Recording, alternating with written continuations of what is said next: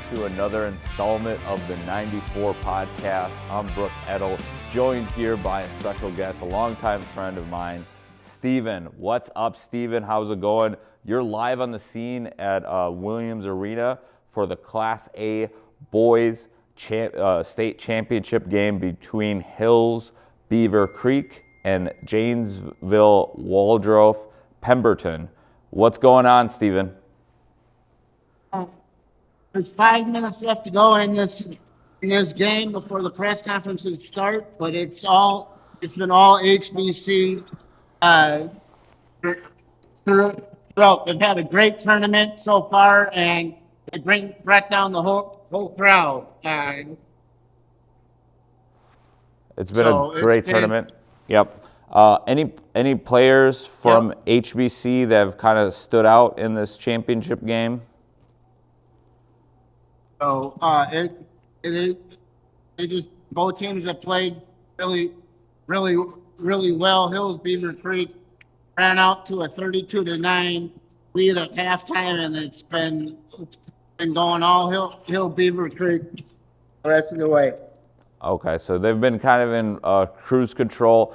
Hills Beaver Creek, they took care of the number 1 seed Henning in this bracket in the matchup yesterday in overtime. They won 71-67, and Janesville, Waldorf, Pemberton, they won against Red Lake County Rebels to get to the state championship. And right now it looks like it's going to be HBC cutting down the nets with less than 5 minutes to go in the boys Class A championship at Williams Arena. This one's almost over. Okay, this one's almost over. Have you got to talk to any of the coaches of both of these programs? Were you able to get a little feel of the programs? Yes, I have. I've been to all the press conferences, and I will be at the one after this, right after this game is over with. I'll have to run down and do both press conferences right after the game. Okay, that's totally fine. If you got to drop when you got to drop, just let us know. Because I know that you got to go ahead and cover a lot more games. We'll keep it moving and grooving here. The 2026 Class AA basketball game that's going to be coming up is going to be between number 1 Goodhue versus Minnehaha Academy. That will be a great game. That will be at 5 p.m. at Williams Arena. Will you be attending this game? Very, very well, and I think if Minnehaha can get their shots going and not give up any easy points, I think they might have it. Right. Minnehaha has become a real factory for NBA talent. We're talking about Jalen Suggs, Chet Holmgren, NBA champion Chet Holmgren. So the Minnehaha Academy Redhawks, they take on Goodhue later today at Williams Arena. And Steven, you'll be live for that game as well?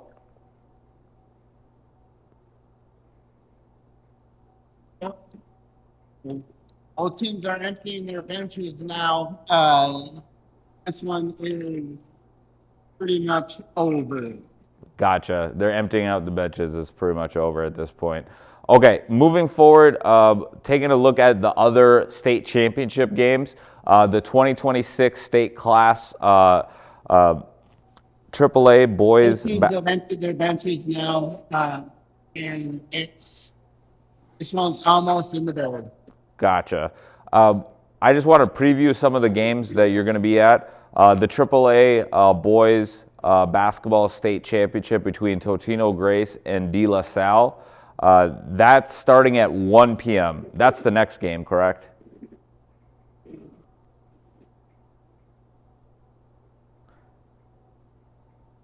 So Totino Grace and De La Salle, that's the next game coming up, right, Steven? I think we may have lost Steven. I don't know if the audio is still going. But taking a look Yeah, at, I think you were talking, Stephen. What were you saying?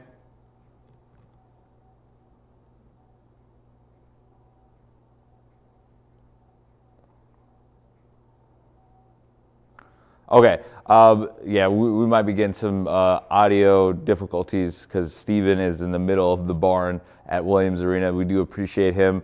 But the state 4A state championship will be between Chaska and Apple Valley. And Apple Valley has taken down some of the local teams here in the northwest suburbs. They were able to, this is the journey for Apple Valley to get to the state tournament championship. They were able to, here, let me pull this up here. We got Apple Valley. They defeated Wyzetta in the first round in the 6 4A. They were the number 7 seed versus the number 2 seed Wyzetta. They took down the Wyzetta Trojans, the Apple Valley Eagles. They advanced and they were able to take the Maple Grove Crimson down as well. So 2 teams from the northwest suburbs fell to the hands of the Apple Valley Eagles. So Apple Valley won the matchup against against Wyzetta 75-73, and then they won against Maple Grove 73-63 to get to the state championship.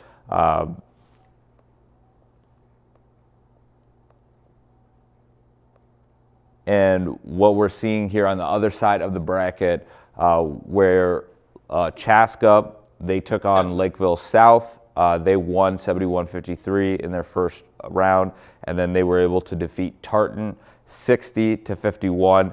The state championship will be at 8 p.m. at Williams Arena. So it's a full day for you, Stephen, right?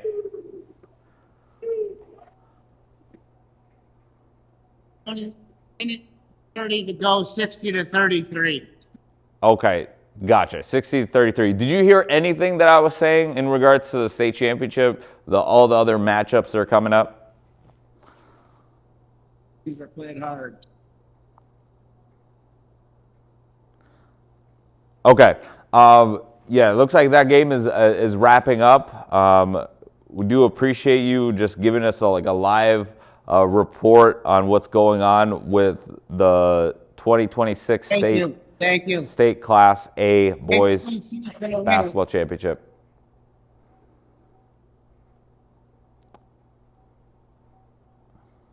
Can you say that again, Stephen?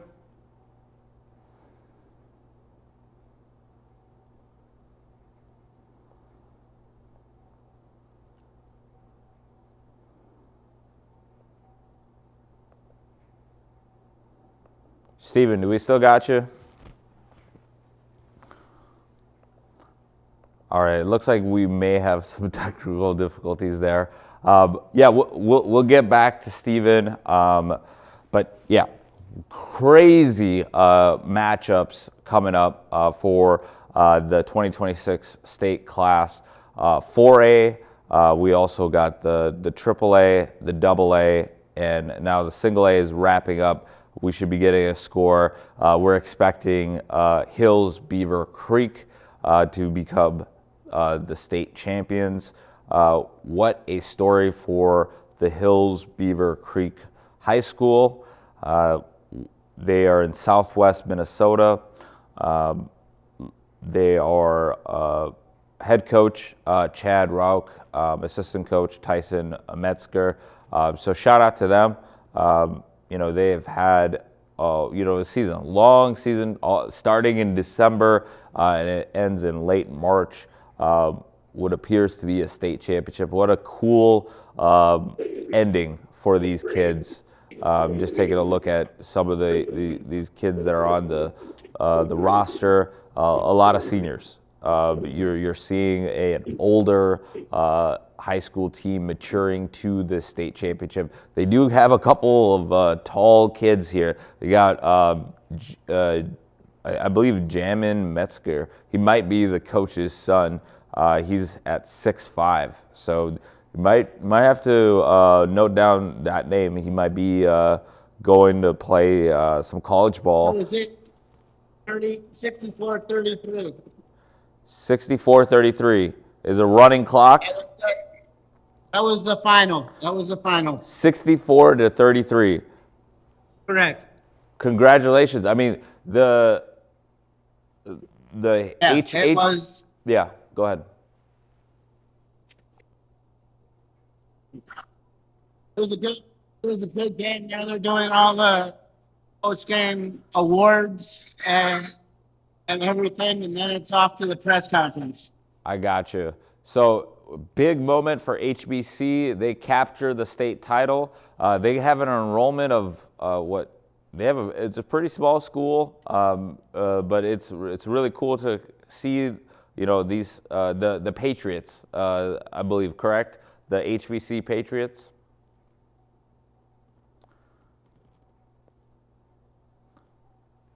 Yeah, they were able to win the state championship for Class A. So congratulations to Beaver Creek High School Patriots, the newly minted state champions.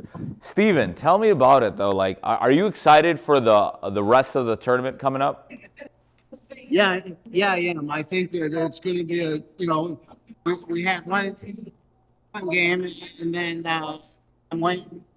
I think the rest of the day is going to be very fantastic basketball. We've had a great second half tournament. For sure, especially with excuse me, especially with Totino Grace and De La Salle coming up. That one was an epic matchup, and I know that you were rooting for Richfield to get to this championship game and for you to be covering it. I think that would have been special. The Cinderella story. But De La Salle, Totino Grace, you know that they're going to put on a show.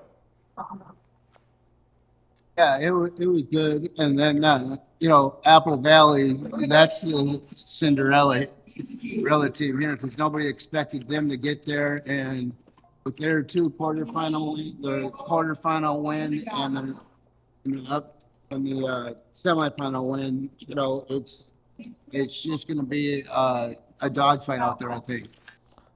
Oh, for sure, absolutely. A Cinderella story for Apple Valley. They took down number 2 Wayzata, and then they followed that up by taking down the number 3 team in the bracket with Maple Grove Crimson. Yep. I'm about to go step off to the press conferences because they're just wrapping up the award ceremonies. Okay. So you got to run. You got to run at this point. Okay. No, I appreciate the time, Steven. Thank you for helping us kind of break down a little bit of the state tournament, the boys basketball tournament. Would love to have you on in future aspects, and then we can talk more high school sports with you. But yeah, make sure, hey, Steven, this is your time to shine. Make sure to plug your blog and also all your social workings so people could stay connected with you, and also read up on the stories that you do, put out.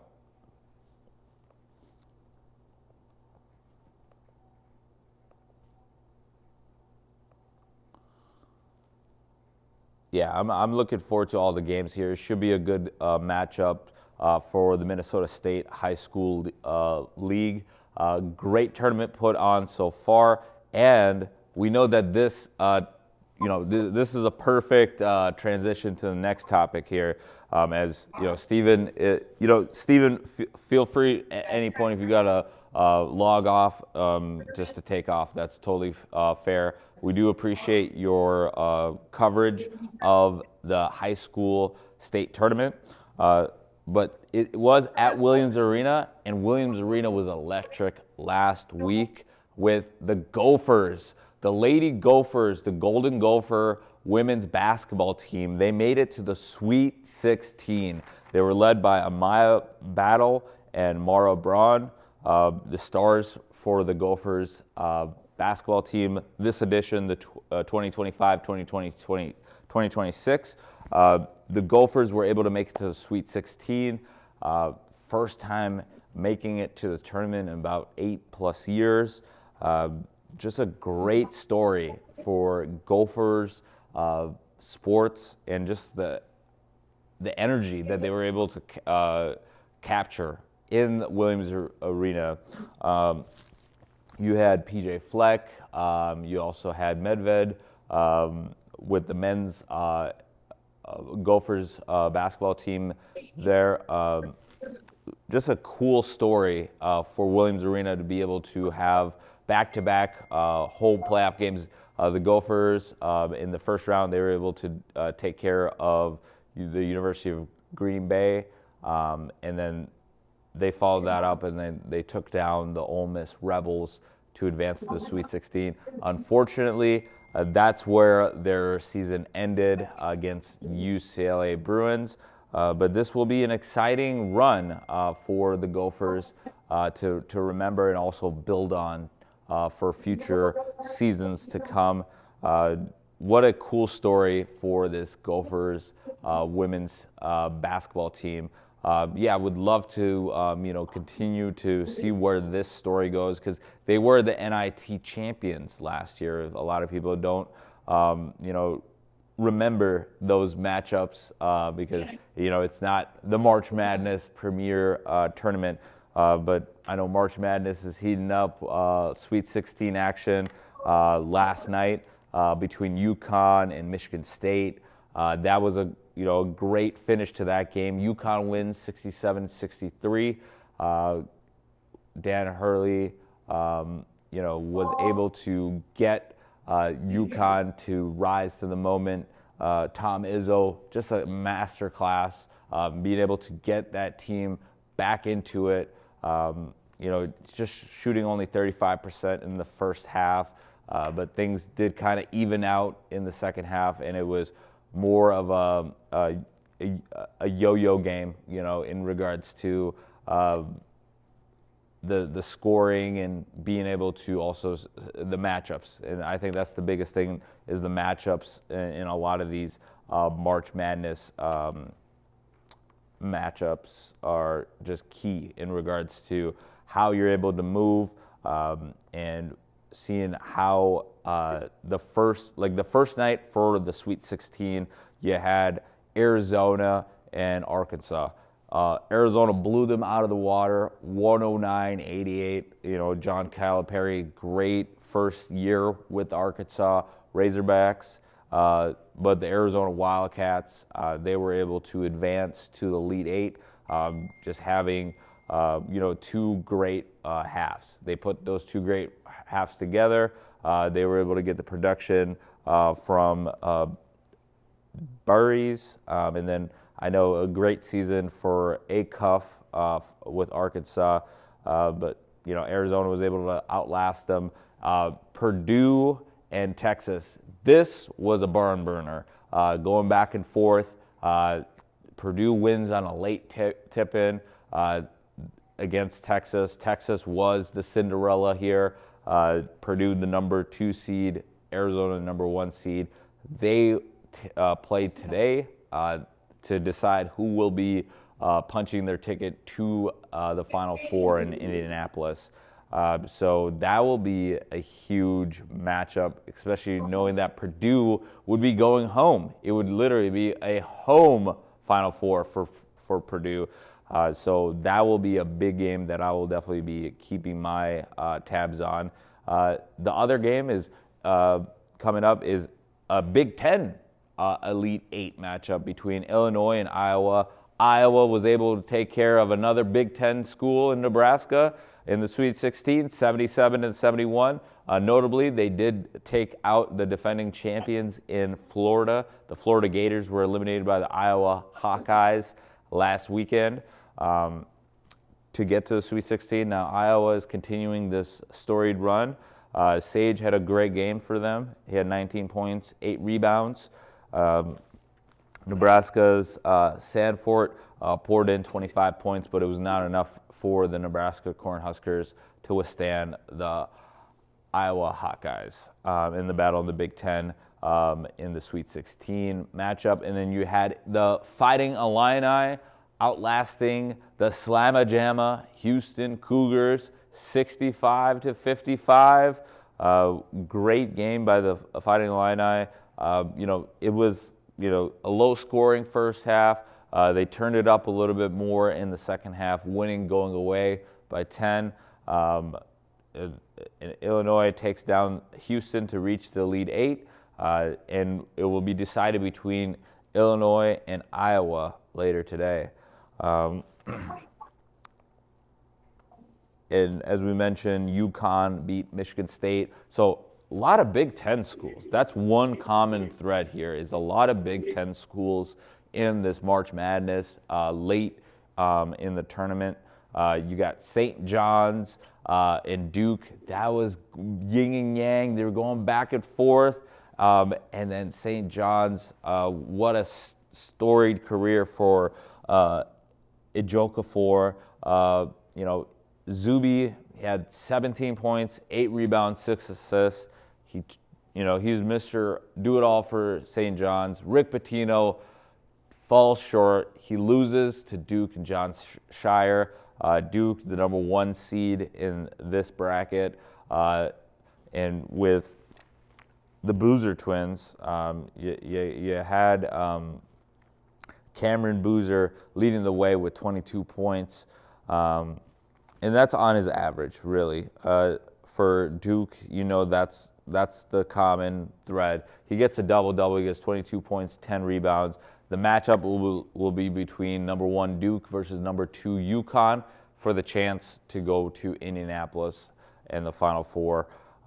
Great game by Reed for UConn. He had 20 points.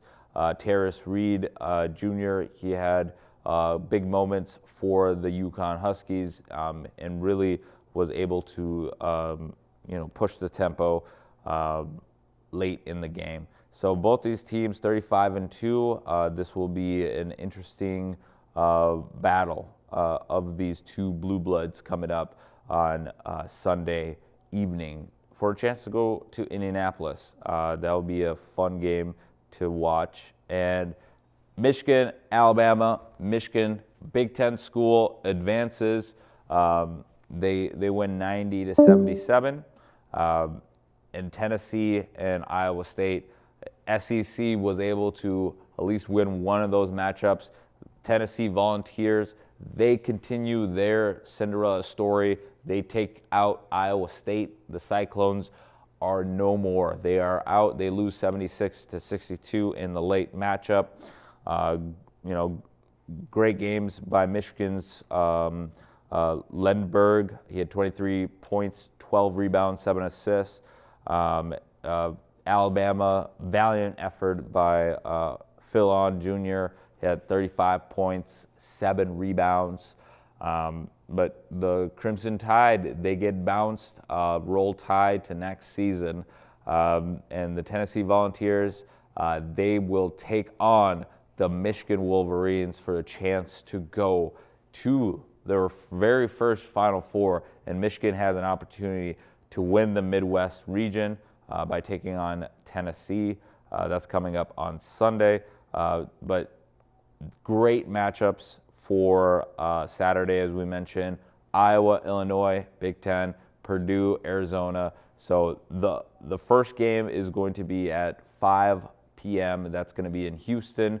That'll be the Iowa-Illinois matchup. And then the nightcap is going to be in San Jose at the San Jose, California. That'll be between Arizona and Purdue. So nice West Coast flavor for Arizona. Arizona is favored and Illinois is favored in these matchups.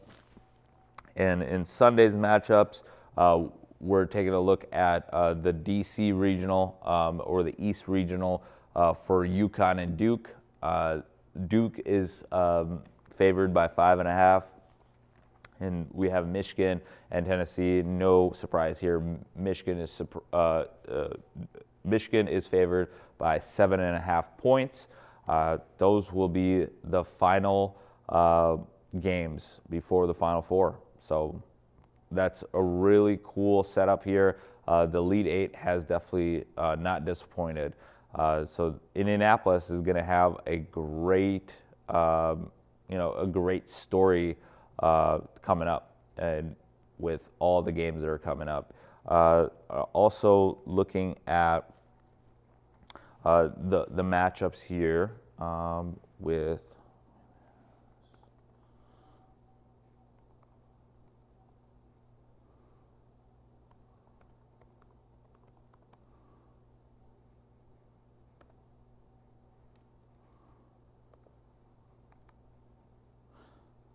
Now on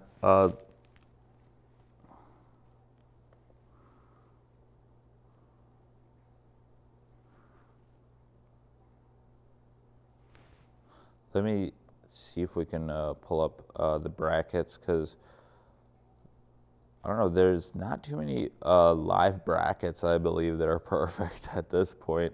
There's been enough of a shakeup. Yeah.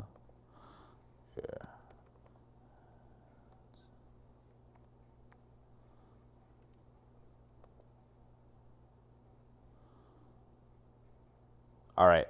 Currently for the women's, I was able to take a look at their current scores. We got Michigan and Louisville. Second half, Michigan is leading 32-29. Later today, we got a number 1 Texas. Longhorns taking on the ladies of Kentucky, the Kentucky Wildcats, and the Lady Gamecocks for South Carolina, number 1 seed. They take on the Lady Oklahoma Sooners, and also the TCU Horned Frog women's will be taking on the Virginia Cavaliers women's basketball coming up later today in further tournaments, and taking a look at the entire. Taking a look at right now, what we are seeing here is greatness with the UConn women's. They were 35-0, 20-0 in Big East play in the regular season. They have still a mountain to climb. The Final Four will be in Phoenix coming up Saturday. No, they play Sunday. They just won yesterday against North Carolina, 63-42. So both men and women are moving on. They will be taking on in the Elite Eight. They'll be taking on Notre Dame. Notre Dame was able to defeat Vanderbilt. So that will be the game at noon for the chance to go to the Final Four. So, yeah, definitely just an amazing tournament by the UConn Huskies. Gino Ariema, AZ Fudd, just amazing. And AZ Fudd just has been lighting it up. She had 34 against Syracuse in that blowout, 98-45. They took care of North Carolina, 63-42. And we'll see what happens against Notre Dame. That will be definitely a big challenge coming up. So just great games coming up for the women's tournament, and also taking a look at the bracket as we see it develop here. I know that UCLA took out Minnesota 80-56 in matchups yesterday. And then you had Duke that outlasted LSU. They'll be taking on UCLA. And then that will be a matchup for Sunday between UCLA and Duke, and UConn and Notre Dame for a chance to get to the Final Four.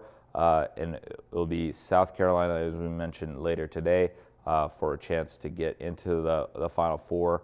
And then also TCU and Virginia will battle to get into the Final Four. And then currently right now, we got a live score. It's 32-30 with Michigan over Louisville, and Louisville is outlasted Alabama 69-68, and Texas and Kentucky. They will decide as well on who's going to make it to the final.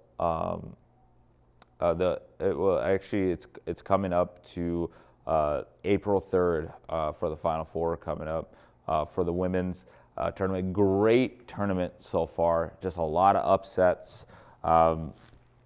But to pivot real quick, we got Vikings notes. Vikings notes coming up.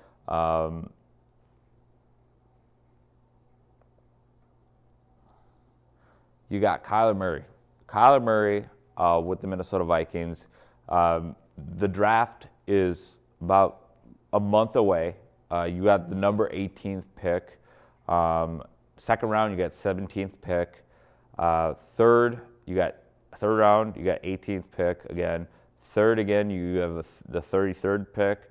Fifth round, you got the 23rd pick. Sixth round, you got the 15th pick. Seventh round, you got an 18th pick. Seventh round, again, you get the 19th pick back to back. And then your last pick is the 28th pick in the 7th round. So all in all, you have 9 picks total. So it's a little interesting to figure out, like, what can the Minnesota Vikings do to kind of shore up this offense. You're taking a look at this offense with, right now, question mark at quarterback position. You do bring Aaron Jones back. You have Jordan Mason. You bring back TJ Hawkinson on a team-friendly deal. You have wide receivers in Justin Jefferson and also Jordan Addison that you're bringing back.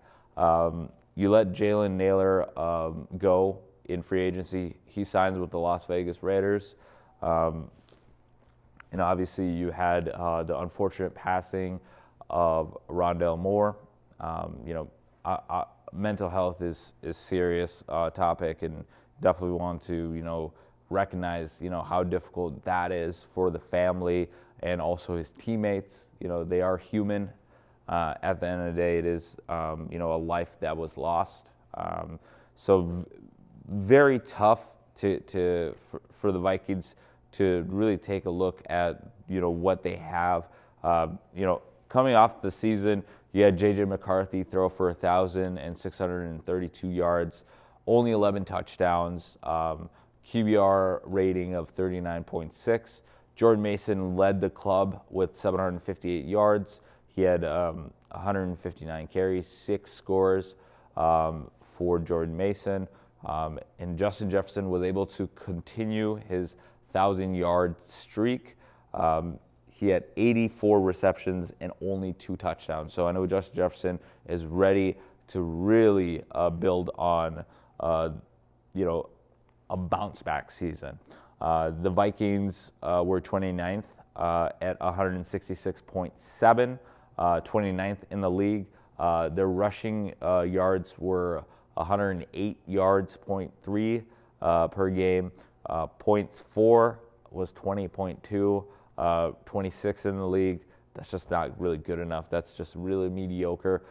Points against was 19.6. So the defense was keeping them in a lot of games. But I think right now what needs to be really talked about is what is going to change. What's going to change? Is it going to be the offense is going to take a big step forward? We'll see what Kyler Murray brings to this offense. That will be the competition between him and J.J. McCarthy. I'm looking forward to seeing how April plays out. Also, the months coming up, May, June, and then once you get to July and you're in pads and you're really seeing these players out on the field, that's when we're going to get our real answers. And also taking a look at the offensive line, seeing if there might be some trades out there. But Timberwolves, I was at the Timberwolves game against the Houston Rockets. What a cool game that was. The Rockets and Timberwolves, they made it to overtime.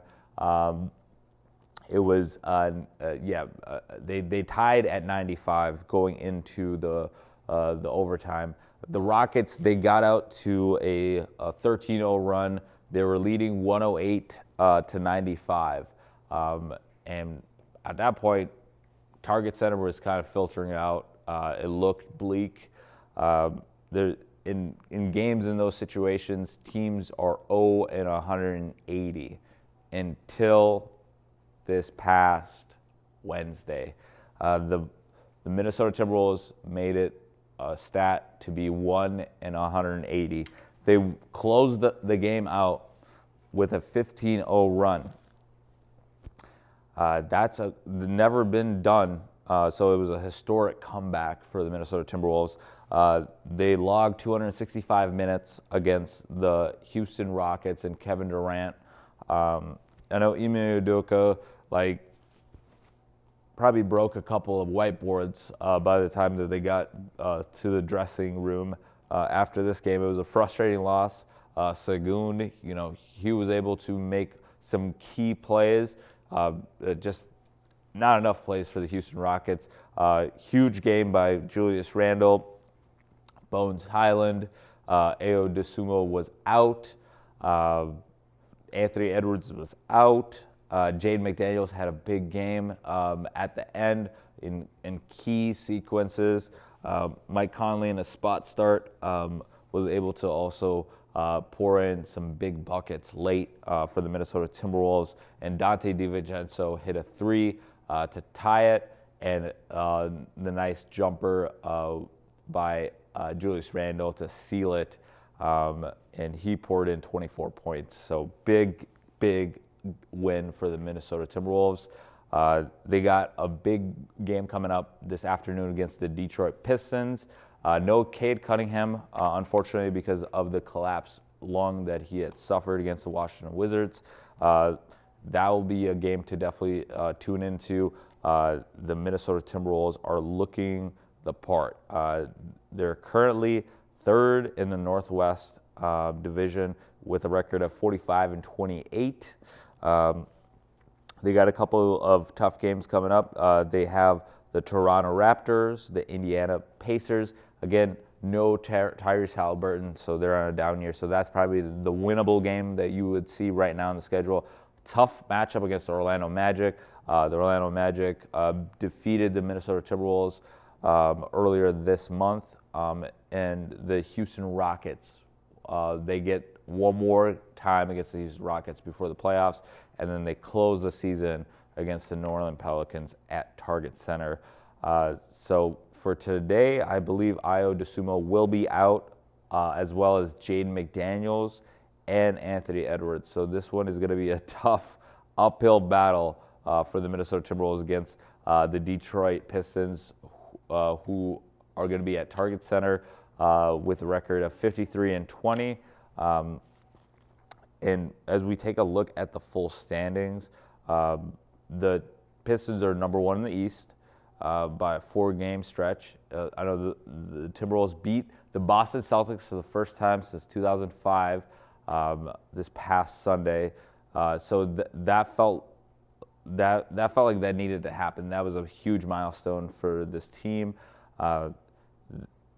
What we're looking at right now for the Western Conference playoff picture, you got OKC number 1 at 58 and 16, San Antonio Spurs at number 2, the Los Angeles Lakers firmly at 3, the Denver Nuggets at 4, now the Minnesota Timberwolves at 5, the Houston Rockets at 6, and then the play-in tournament is right now the Phoenix Suns at 7, the LA Clippers at 8, the Portland Trailblazers at 9, and then number 10 is the Golden State Warriors. And I think that is the play-in tournament right now, because the Pelicans are eliminated, Grizzlies are eliminated, the Mavericks are eliminated, the Jazz are eliminated, and the Sacramento Kings are eliminated. But guess what? This is what it is. This is the final stretch of the season. I'm looking forward to catching more of these games coming up. You also got the Minnesota Wild. Real quick, big game against the Boston Bruins today. The Minnesota Wild are looking to add to the record. They're sitting currently at 41-20 with 12 overtime points, overtime losses, excuse me. They're at 94 points. More likely in the Central, you're going to be playing a tough matchup. Like the way that the playoffs, the seeding is set up right now, 1, 2, 3 for the Central is Colorado, Dallas, and Minnesota. The Pacifics is Anaheim, Edmonton, and Vegas. And you got the wild card with Utah and Nashville. So it is wide open in the Western Conference. The wild card, Bruins are a wild card team, so there will be a tough battle for the Minnesota Wild coming up. The Wild are looking to, keep that momentum going. They've won their last couple of games here.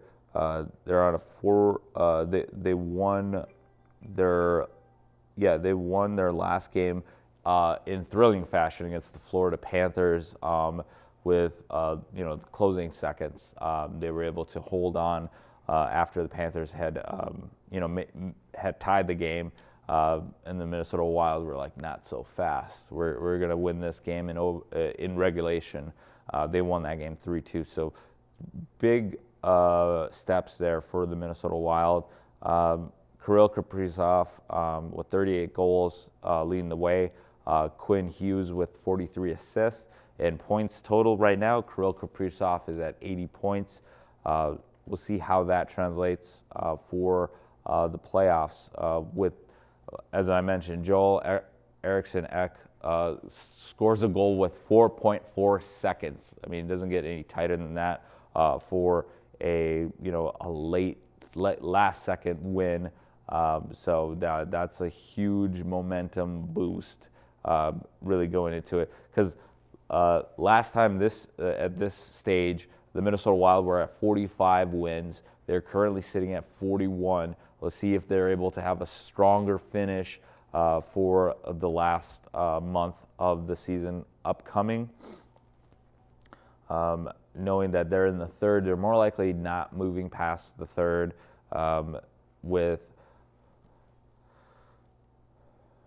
9 games to go. You finish up with Anaheim on April 14th. That again is a tough close. You got St. Louis, Nashville, Dallas, Seattle, Detroit, Ottawa, Vancouver. So that will be in Boston today included. This will definitely tell the tale. The next 9 games leading into the playoff hockey. See if the Minnesota Wild can get on a hot streak. But yeah, a lot to cover. We covered a good amount. I'm excited to see what is coming up this week. Big shout out to Steven as well, covering the state high school boys tournament. We'll definitely stay tuned with that, give you guys some updates. But here on the 94 podcast, this has been a blast. This is March Madness. Gotta love it.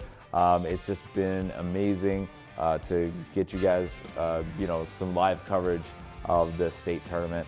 But until next time, we'll see you at the TOP. We're out.